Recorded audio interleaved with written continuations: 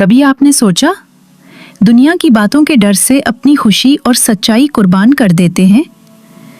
एक बूढ़ा आदमी अपने बेटे के साथ गधे पर सफर कर रहा था।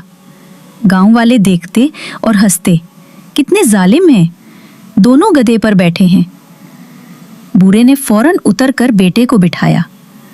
अगले गांव पहुंचे तो लोग कहने लगे, कितना बदतमीज लड़का है, खुद आराम से बैठा है और बूढ़ा बाप पैदल चल रहा है।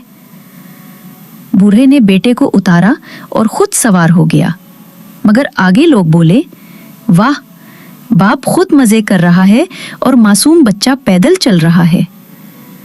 आखिरकार दोनों ने सोचा कि शायद सबको खुश करने का तरीका यही है कि गधे को कंधे पर उठा लें। लोगों ने जब ये मंजर देखा तो जोर जोर से हंसने लगे और वो बेवकूफ़ी सबके लिए तमाशा बन गई। दोस्तों, अगर ये आपके साथ होता तो आप क्या करते? गधे पर बैठते, उसको कंधे पर उठाते या सब पैदल चलते? कमेंट करें, देखते कौन सही जवाब देता।